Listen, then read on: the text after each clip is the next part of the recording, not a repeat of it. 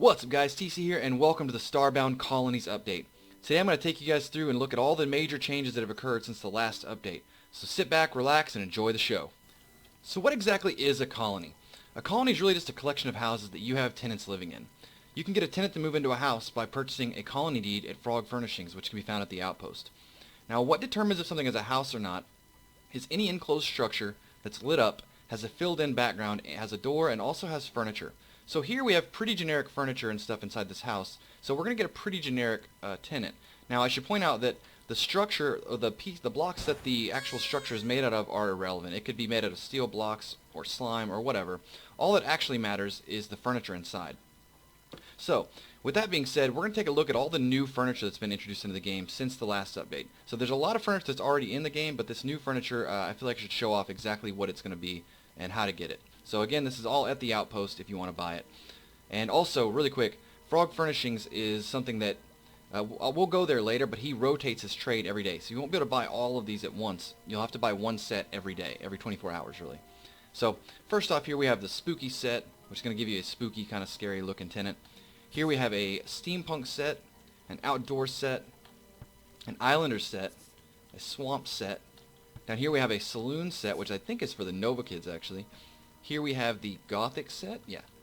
This is the dusty set, very, very basic, but I wanted to include it. Here we have the glowing set, which has actually been redone. This is in the prior game, but they resprited everything, so I figured I'd include it. Hopping down here, we have the new cabin set, which is kind of a cabin in the woods type feel. Here we have the sea set, or the seashell set. Here is the space set, which is cool. We have all the planets here, even Pluto. And this is a bed, and this is actually a horizontal chair. Over here we have the kitchen set. And down here we have the retro sci-fi set. So this will bring in like a Star Trek-like guy. So moving on, we're going to go check out the farming now, alright? Alright guys, so the major change with farming now is that you have to not only water crops, you have to continue to water them to get them to grow. So over here, you'll see this ground is actually mostly dry in most areas. So we have to use this watering pail to water the ground. Now there are multiple ways to water. You can, rain can actually water it, so planets that have naturally occurring rain are really good planets to farm on, but if that's not an option, you can always use a watering pail to hydrate the dirt. Now, as plants grow through their cycles, they dehydrate the dirt underneath them. So you might see here that one of these plants is eventually going to grow and it's going to dehydrate the dirt. So what we're going to do is we're going to speed things up just so we can highlight this. So over here you'll see this crop just grew one layer, right? Now if we want to get this to grow more, we have to continue to water it. Now if you don't water a crop, it will not die. It'll just stop growing. So if we keep speeding things up here, you'll see that these have all grown. And you'll see this oculum here has grown one stage, but if we were to keep speeding up time, it will not continue to grow. It'll just stay there. It won't die, but it won't grow anymore. So if we want to keep our crops growing, we have to continue to water them over and over again. And like I said, there's a lot of ways to water them. You can even you can create little machines using trapdoors that will water them automatically. But that's really all that's changed. We do have a really cool new item here you can get from a tenant. It's called grass seeds, and certain natural tenants will use these as trades. But this allows you to grow grass anywhere. So all you do is till the dirt, water it, and then you just throw the grass, and it grows grass on the ground just like that. So you don't have to really have that barren look of dirt anymore. So anyways, we're done with farming. Let's head on over to the new blocks. Alright guys, so let's check out these new blocks that were added. First up over here are these three. They're all going to be found together in the same biome. This is a Biorock 1, Biorock 2, and Frozen Dirt. Now these Biorocks 1 and 2 here actually give off their own ambient light, which is very rare for a block in the game. Moving over here we have a Toxic Waste block, which actually also gives off a glow. Now it's kind of hard to see this in the foreground, so I just want to point that out. Here we have the Silver Screw block, which can be crafted with silver. Here we have the Copper block that can be crafted with copper. Here we have the normal roof block and the copper block. We have a grassy sod block here and a grassy stone block here. These can both be found in the alpine biomes. Here we have a log block, and here we have a pillar block, and lastly we have the rubble block. This block has gravity, so it's like sand and gravel. So when you place it in the foreground, it'll drop. These last two things here are the two new liquids that are in the game, and this is liquid slime and liquid swamp water. Now liquid slime applies a very, very detrimental slowing effect. Makes you very, very slow. Swamp water doesn't do anything at all. It can only be found in swamps. It's more of just an aesthetic looking liquid. So That's all of our new stuff like blocks and liquid wise, so we're going to hop on over to the wiring department. Alright guys, so in the wiring department we have two new gates. We have a delay gate and a timer gate.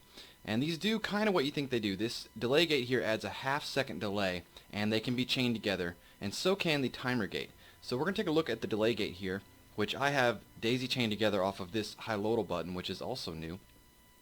And they're all tied into these little dispensers here. And these are actually traps. This is a fire trap and an ice trap, and they both damage you. The fire trap does more damage, but the ice trap does a little bit of damage and slows you. And so when we hit this, you're going to see a second and a half, because it's 3 half-second ones, and then it goes off, right? So you can use these to add delay to your builds and stuff. Now the other thing back here, this is a jump pad. So right now it doesn't do anything, you can't land on it, but if you turn it on and stand on it, it'll launch the player up. And you can stack these together actually to shoot the player higher. And if you put them on the ground directly and just keep them on, you can bounce on them kind of like a trampoline. So going over here, we have the timer block. And this timer block can go anywhere from 1, 2, 3, 4, and 5 seconds. And essentially when you hit a button, the signal is going to stay active for that amount of time. So if you need something longer than 5 seconds, you can daisy chain it to another one. So if you needed 10 seconds, you could put 2 of them at 5. So we have this button tied to this timer block. And over here, these are gas dispensers, right? And each one of these gas dispensers dispenses a different gas with a different status effect.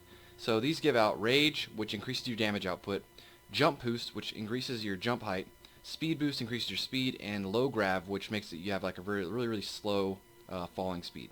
So we're going to turn these on, and you're going to see these. Well, let me switch into admin mode. There we go. So now we have all those status effects. As you can see up here, we have the Rage, Low Gravity, High Jump, and Speed. So if we jump up here, you'll see we fall real slow. It's very nice. And also, right here, this is a laser. We're going to demonstrate that real quick, too. This is also another one of the traps. So it's over here. And we're going to switch out of admin mode so we don't get killed. But it's a very strong laser, and it'll do a lot of damage. So, that's all we have for the wiring department. We're going to head on up to our ship now. Alright, guys. So, I want to show off some of the technical changes that have occurred with our inventory. And first things first, you'll notice that we have a brand new inventory slot in our inventory, which actually gives us 50% more inventory. Now something else I want to show off here is the new icons that occur when you pick up an item. So you'll see we just threw that block on the ground. So when I pick it up, I open up my inventory. If you look very closely on this icon here, you'll see a little yellow dot, and that's signifying that we picked up something new. Now when I go to it, there's a little animation that displays, or it actually points out where your new item is. So you'll see it hovering right there, and it's very useful. It kind of shows you where all your stuff is. Another new thing we have is our new sorting button here. So you see in the bottom right corner, this is a sorting button. So you click it, and it puts your inventory in order. And it works on all of your stuff. It doesn't matter where it is. You just click it, and it's going to put it in the proper order. Another major change is our attack stat. It used to be that your attack damage was entirely determined by the gun or weapon you had. Now it's based on your armor. So different armor has different attack stats. And the good news about this is it means that weapons you find early on can still be relatively useful later. So one of the things I always hated was I'd find a really cool weapon on a tier 1 or tier 2 planet, but I knew I would have to throw it away eventually because I'd get to a tier 4, tier 5, and it would be useless. So this new attack stat on our armor is really beneficial, and it also helps because it increases your guns and your damage output for melee weapons, but on top of that it makes throwing weapons useful throughout the entire game. So originally, throwing weapons were only useful for your first tier or two, and then they kind of became obsolete because the monsters got too strong. So now, your throwing weapons scale with your armor. The next big thing we have over here is the crafting recipes for how we progress through the game. So first up here we have this manipulator module. So you're going to craft a manipulator module. You can craft them or find them in the environment, and you use them to upgrade your matter manipulator, which is the thing you control and pick up and break blocks with. So it takes 3 manipulator modules to upgrade your module every time. So you would take 3 of these to Sail, and she would let you upgrade. Now you can find them in the environment, or you can craft them here from matter module components and diamonds. And you can get matter module components from like almost anywhere. Monsters, any chest you find in the game has a chance to have them. And it takes 10 of them and a diamond to craft into a module, but they're pretty common. So up next we have are the changes to the tech drives, or in the tech chips. So up here you'll see something that looks like a tech chip, but it's actually called a tech drive now. And tech drives are how you get your tech, so boost, jump, dash, blink. And they're crafted with tech chips. And just like the module, you can find a tech drive in the environment, or you can find individual tech chips. So you can craft them from tech chips, which you find, or you can just go up to sale if you have a whole tech drive and you can upgrade that way. And the very last bit here is this little upgrade component. And the upgrade component is actually really cool because it's used to not only upgrade your ship, but it's also used to upgrade your particular item or armor items. So as you'll see here, we had the lantern on a stick, which was our backpack item. But if you apply 2 upgrade modules to it, you can actually upgrade it to a halogen pack, which I have the xenon pack, which is the highest one, which is really, really bright. And then you can upgrade it again with 2 more to make a xenon pack. Now, these things can also be used to upgrade your ship. So we're going to look at that. Upgrade module. And they're made with core fragment ore and diamonds. So they're really, really easy to craft. The problem is just getting down to the core of the planet and getting enough of them. And so you can use these to upgrade your ship, use them to upgrade your back items. Very, very useful. So, with that being said, we're going to hop on down and check out some of the environmental changes. Alright guys, so we're planet side now, and I want to show off some of the new stuff that's in the game. If you look over here, we actually have a little bitty micro dungeon, and these little things there's a ton of them, and they're all over all the planets. And they come in all kinds of shapes and sizes. This one here is like a little bio lab where they have little samples and stuff. And you'll see out here on the like on the outside, there's little animals in the ground. These are actually called critters, and there's all kinds of critters. I believe there's probably over 40 or 50 critters in the game, and they're all over different types of planets. They are non-hostile. You can kill them if you want to, but they don't give you XP or pixels. And then you have these little NPCs that will occasionally spawn with these micro dungeons. And there's also new weather in the game, and not necessarily new weather, but there's new weather effects. So one thing is like sandstorms and snowstorms, they cause snow and sand to slowly accumulate, as well as ash planets now drop ash on the ground. You also have like rainy planets deposit water on the ground, which can be used to water your crops. And then the very last little bit you're going to find here are these new challenge doors. Now these are what Chucklefish contracted me to work on. So these are found underground randomly, and when you find them, and you go into their instance dungeons pretty much, and they're challenges. And you go in, they could be combat challenges or platforming challenges or puzzling challenges. And at the end of them, there's always good loot, and occasionally there's more loot halfway through you can kind of find in hidden areas. But basically, you find them underground, you complete them. They're one-time use, though. Once you go in them, the door will disappear. So we're going to hop in here. It's very likely it's going to be one of the doors that I made. So it teleports you through, and it's going to bring you to a little dungeon, or a challenge room. And they all have this general theme. So here, this is one of the ones I made. And you'll see it's a protected world, so you can't break anything in it. And all you do is you have to complete a challenge. Now, most of the ones right now are pretty easy, because they've been designed so that you can complete them without tech. So you'll see the one here. This one's fairly easy, but if you have tech, it's going to make it a lot easier. So, time yourself. Whoopsie. I cheated a little bit there. So, hop up through here, and here's an example of a hidden chest in the dungeon. These are, let's see, I couldn't get to this unless I had Morph Ball. So a lot of these challenge rooms will have little hidden secrets for you to find. And here's another one here that's based on timing that you have to figure out. So you hop down here, you have to hop up here if you want to make sure you don't get burned by the laser. Hop back down, and here we have another one here, but there's nowhere to hop up to, so now we have to duck. And so just like that, we're at the end of the dungeon. You come over here, and here's your little chest. You open this up, and we got a hammer with the ice effect, we got a shield, we got a tech chip, and we got some titanium ore. So, once you're done, you hit the door, exit, and it'll bring you back to the world. And you'll see, when we get back to the world, that portal little door that we went to is now gone. So it's a one-time use type of thing.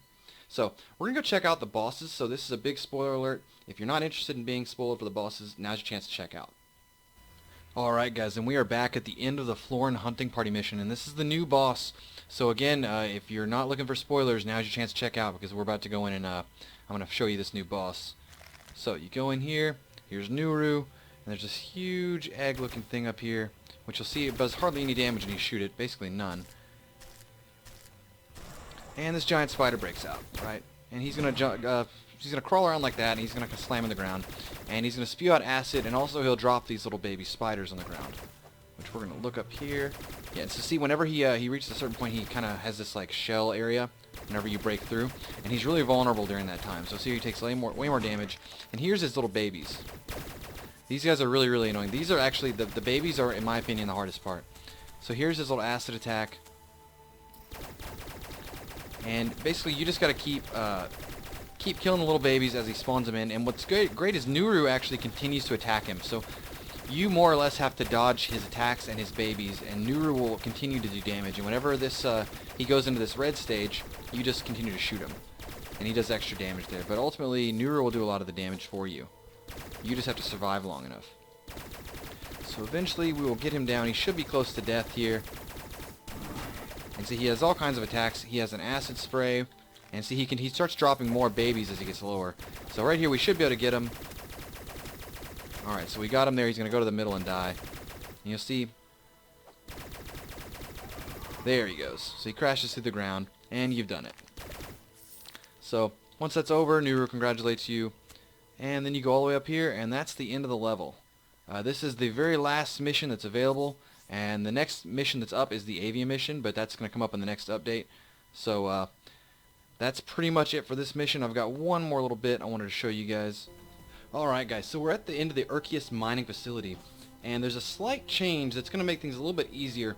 I think most of the devs agreed that the first boss was a little bit too punishing. So you'll see we hop down here, and right off the bat, you can see there's actually now a solid platform here. So now, you're much less likely to fall and get damage from fall damage, which was usually the biggest cause for getting hurt and dying in this mission, is that you fell really easily, and that puts you at such a low health that any hit from this boss would kill you.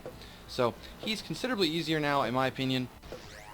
So that's pretty much all the changes that have occurred here. We're going to head back to our base and wrap the video up. Alright guys, so the next major update is the combat update, which I'm super excited about. After the combat update is the vehicles update and then the story mode update. So I'm really looking forward to the next couple months of nightly videos.